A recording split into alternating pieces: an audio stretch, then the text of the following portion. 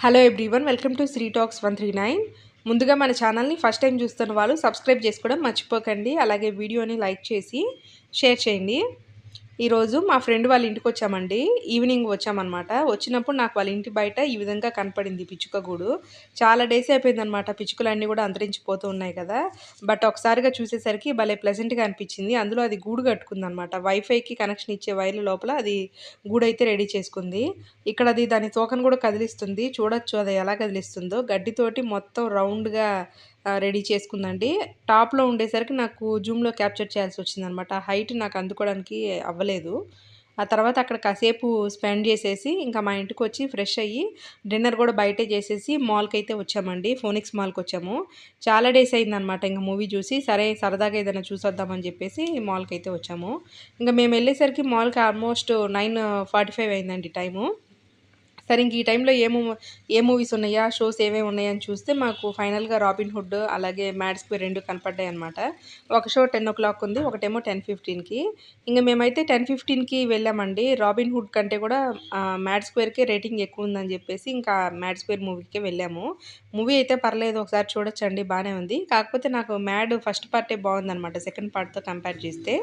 ఇంక ఇప్పుడు మీరు చూస్తున్న వీడియో క్లిప్ వచ్చేసి ఆ నెక్స్ట్ డే తీసిన వీడియో అనమాట. దీని కంటిన్యూషను. మా అన్నయ్య బర్త్డే అని చెప్పేసి బయటకొచ్చాము అందరం కూడా. ఇంకా రెస్టారెంట్‌కి మా హస్బెండ్, నేను, మా అన్నయ్య, వాళ్ళ వైఫు, వాళ్ళ పిల్లలు అందరం కూడా వచ్చామండి. రెస్టారెంట్ నేమ్ వచ్చేసి బిగ్ బాస్.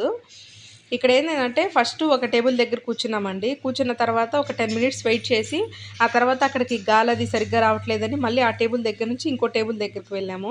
ఆ టేబుల్ దగ్గర ఏమైందంటే మస్కిటోస్ ఎక్కువగా వస్తున్నాయన్నమాట. ఇంక అందుకని చెప్పేసి మళ్ళీ అక్కడి నుంచి ఇది కూడా కాదని చెప్పేసి మళ్ళీ ఇంకో టేబుల్ దగ్గరికి ఫిక్స్ అయ్యి లాస్ట్‌కి 3 టేబుల్స్ అయితే మారామండి. ఇంకా రకరకాల ఫుడ్ ఐటెమ్స్ అయితే మేము ఆర్డర్ పెట్టాము.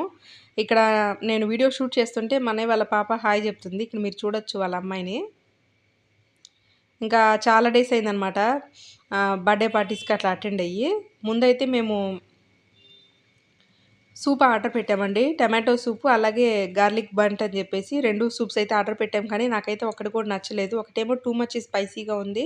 ఇంకోటైతే అంత టేస్ట్ లేదు. తర్వాత ఇంకా నా కోసం నేను వెజిటేరియన్ అని చెప్పేసి నాకు కాజు కర్రీ ఆర్డర్ పెట్టారు. మిగతా వాళ్ళకేమో నాన్ వెజ్ ఐటమ్స్ పెట్టున్నారండి. ఫిష్ ఫ్రై అలాగే గీ చికెను ఇంకేంటియో రకరకాలు వాళ్ళకి సంబంధించిన నాన్ వెజ్ ఐటమ్స్ ఆర్డర్ పెట్టారు. నా వరకు మాత్రం ఓన్లీ వెజ్ అనమాట. అందులోకి ఇంకా రోటీ, పుల్కా, బటర్ నాను, తందూరి రోటీ ఇవన్నీ ఆర్డర్ పెట్టారు. ఇంకా అందరూ కూడా షేర్ చేసుకున్నారనమాట అన్నీ ఐటమ్స్ అన్నీ. తర్వాత ఇంకా లాస్ట్‌లో జీరా రైస్ కూడా ఆర్డర్ పెట్టాము. వీళ్ళు మాత్రం ఇంకా కర్డ్ రైస్ కూడా చెప్పుకున్నారు. ఇంకా కాసేపు అలా అలా తినేసి ఇంటికొచ్చేసరికి ఆల్మోస్ట్ 12:30 అయింది. ఆ తర్వాత మీకు ఇక్కడ ఒకటి చూపించాలండి. మేము ఉండేది ఎల్ఐసి కాలనీ అనమాట. ఈ ఏరియాలో చర్చి పక్కనే లేటెస్ట్‌గా స్విమ్మింగ్ పూల్ అయితే ఏర్పాటు చేశారండి గుంటూరులో. Artificial swimming pool.